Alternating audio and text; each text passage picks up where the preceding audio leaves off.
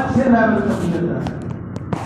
مزید سمجھنا چاہتے تو حضرت حذیفہ بن یمان رضی اللہ تعالیٰ عنہ نبی کریم صلی اللہ علیہ وسلم کے صحابی ہیں. ایک دن گھر میں تھے اور والدہ پوچھتی ہیں کہ حذیفہ کتنے دن ہو گئے ہیں حضور کی بارگاہ میں نہیں گئے وہ ملنے کے لیے؟ بولیے صلی اللہ علیہ وسلم. کتنے دن ہو گئے؟ آج یہ بہت سارے دن ہو گئے. تو والدہ غصے ہوئی میں اتنے دن ہو گئے آپ کو حضور کی بارگاہ میں حاضری نہیں دی ہے. اسی وقت عرض کرتے ہیں بھائی اگر آپ اجازت دیں تو میں نبی کریم صلی اللہ علیہ وسلم کی بارگاہ میں جاتا ہوں آپ کی مغفرت کے لیے اور اپنی مغفرت کے لیے حضور کی بارگاہ سے دعا کرواتا ہے. دھیان سے سنیے گا.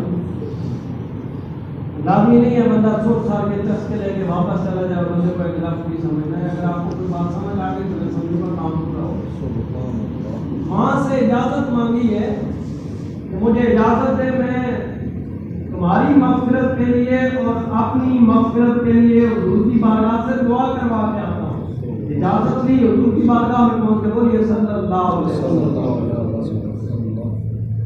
کہتے ہیں مغرب کی نماز کا ٹائم تھا. نبی کریم صلی اللہ علیہ وسلم نے نماز مغرب پڑھائی. صحابہ کرام پیچھے کھڑے تھے. کیا مقدر کے ستارہ تھے وہ صحابہ کرام.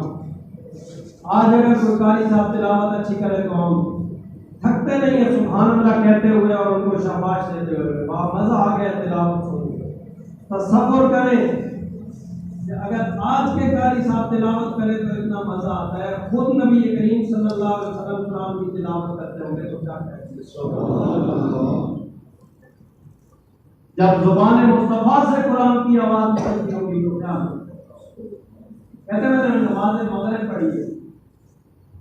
مغرب کے بعد نبی رحمت صلی اللہ علیہ وسلم اپنی عبادت میں مشغول ہو گئے, وظائف میں مشغول ہو گئے. تو میں بیٹھ کر عائشہ کی نماز کا ٹائم ہو گیا. عائشہ کی نماز پڑھی. پھر آپ عبادت میں مشغول ہو گئے. میں بیٹھ کر آپ چپ کر کہتے میری زبان میں سکت نہیں ہے, ضرورت نہیں ہے بھائی میں کوئی بات آج کر سکوں, کچھ بتا سکوں. نبی رحمت صلی اللہ علیہ وسلم اپنی عبادت سے فارغ ہو کے نا گھر کی طرف آپ نے چلنا شروع کیا. حضرت حذیفہ فرماتے ہیں کہ میں بولا کچھ بھی نہیں ہوں. میں نے بھی ہاتھ باندھے اور پیچھے پیچھے آرام. کہتے ہیں راستے میں جاتے جاتے اگر آپ دھیان سے بیٹھے نا آپ کی توجہ ادھر ادھر نہیں ہے. تو کہتے ہیں راستے میں جاتے جاتے نبی کریم صلی اللہ علیہ وسلم نے پیچھے دیکھے بغیر فرمایا حذیفہ اللہ تیری اور تیری ماں کی مغفرت فرمائے. بتاؤ کس کام سے شاید آپ میری بات سمجھے تھے. نکلے تھے نا گھر سے اجازت مانگی تھی کہ ماں میں تمہارے لیے اور اپنے لیے مغفرت کی دعا کروا کے آتا ہوں. عرض نہیں کی ابھی تک, بتایا نہیں ہے, آسمان کے پیچھے پیچھے چل رہے ہیں. اللہ کے حبیب نے ارشاد فرمایا حذیفہ اللہ تیری اور تیری ماں کی مغفرت فرمائے. بتاؤ کس کام کے لیے آئے ہو؟ آپ کہتے ہیں کام تو وہ تھا جو حضور نے حل فرما دیا. میں آگے کیا بولتا؟ پہلے بھی زبان میں سکت نہیں تھی کہ میں کچھ عرض کر سکتا. یہ ارشاد فرمانے کے بعد نا نبی کریم صلی اللہ علیہ وسلم نے مجھے مخاطب کیا. فرماتے ہیں حذیفہ یہ سامنے جو فرشتہ نہیں کھڑا ہے یہ پہلی دفعہ زمین پہ آیا, پہلی دفعہ اللہ کی بارگاہ سے اجازت مانگ کے پہلی دفعہ زمین پہ آیا ہے اور دو کام کرنے آیا ہے. ایک میری بارگاہ میں سلام کرنے آیا ہے اور دوسرا مجھے خوشخبری دینے آیا ہے کہ یا رسول اللہ صلی اللہ علیہ وسلم آپ کے دونوں شہزادوں کو حسنین کریمین کو اللہ نے جنتی جوانوں کا سردار بنا دیا اور آپ کی لخت جگر کو جنتی عورتوں کا سردار. یہ مقام ہے. جتنا مقام بلند ہے امتحان اتنا مشکل ہے. مزید اور آگے سمجھا دوں تو امام علی مقام امام حسین رضی اللہ تعالیٰ عنہ آپ ایک جنازے سے واپس تشریف لے کے آ رہے تھے. راستے میں تھکاوٹ کی وجہ سے میں ایک درخت کے نیچے بیٹھ گئے. حضرت ابو ہریرہ حضور کے بزرگ صحابی انہوں نے دیکھا ہے کہ شہزادے درخت کے نیچے بیٹھے تھکے ہوئے ہیں. آپ قریب گئے اور اپنی چادر اتاری. چادر اتار کے نا امام علی مقام کے پاؤں مبارک صاف کرنے لگے. سمجھ آئیے تو کہہ بزرگ ہیں بزرگ. شہزادوں کی عزت دیکھیں صحابہ کرام کس طریقے سے کرنا. چادر اتاری اور پیر صاف کر رہے ہیں. جو امام علی مقام کی توجہ گئی نا ادھر تو فرماتے ہیں کہ یہ آپ کیا کر رہے ہیں؟ آپ بزرگ ہیں اور یہ آپ میرے پیر صاف کر رہے ہیں. تو حضرت ابو ہریرہ فرماتے ہیں یہ تو صرف میں پیر صاف کر رہا ہوں. اگر لوگوں کو آپ کی قدر عزت اور عظمت کا پتہ چل جائے نا تو وہ تمہارے پیر زمین پہ لگنے ہی نہ ہوتے. اللہ نے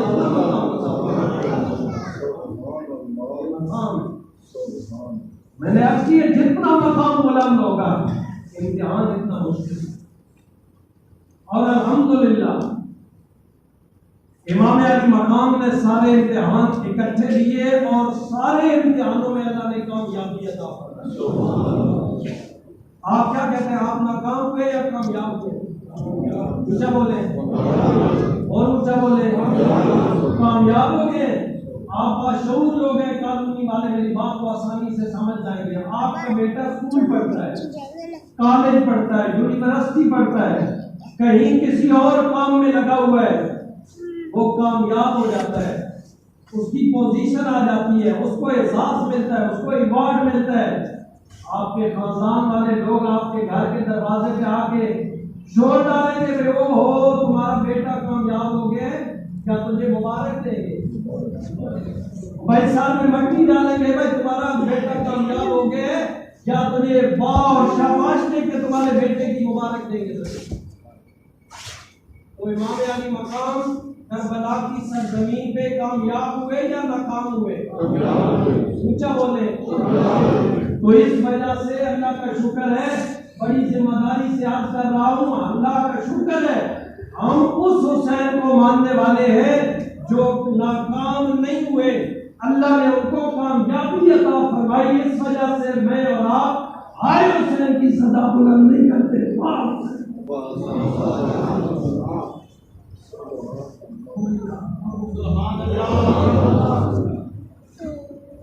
کربلا کا شام بولیے کربلا کا شام زور سے بولیے. آپ کی مسجد کی آپ کی گواہی دے کہ الحمدللہ امام علی مقام کا کام نہیں ہوئے, کامیاب ہوئے. کربلا کا شام زور سے بولے. اگر اللہ نے طاقت اور ہمت دی ہے تو کربلا کا شاہ حسین.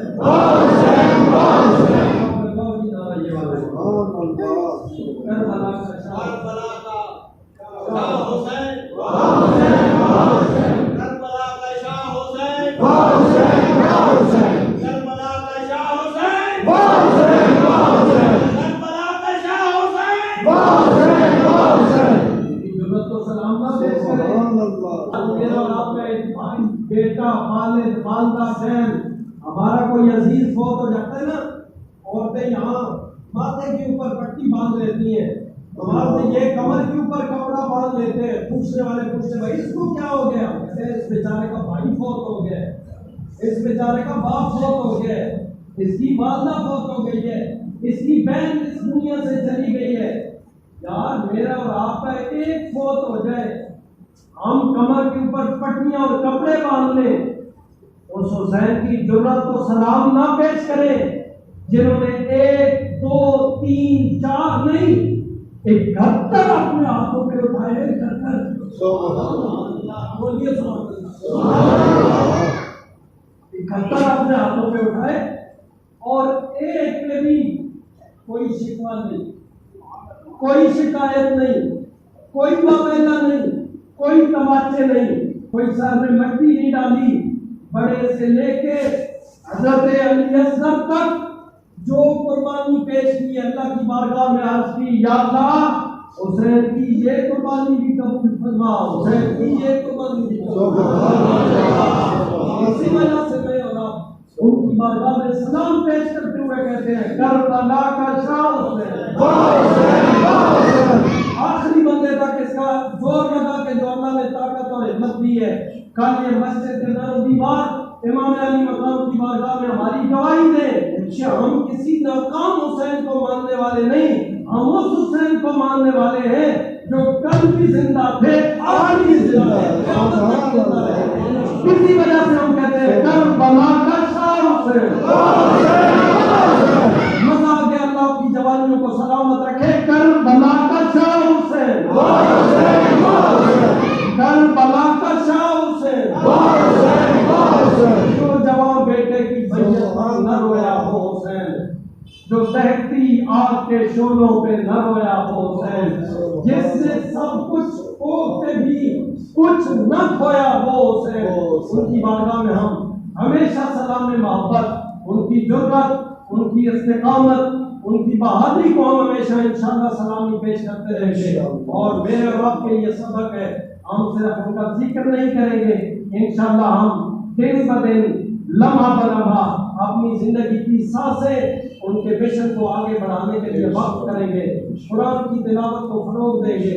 اللہ کی بارگاہ میں پہلے اگر ہمیں جھکنے سے فراغت نہیں ملتی، فرصت نہیں ملتی ہے جھکنے کے لیے، آج یاد کر کے جائے حسینی ہونے کا ثبوت دے، کیوں ہی اذان لوگ گھر چھوڑ کے اللہ کی بارگاہ میں اپنی جگہ میں نماز پڑھیں تاکہ ہمارا ظاہر بھی حسینی ہو جائے، ہمارا باطن بھی حسینی ہو جائے۔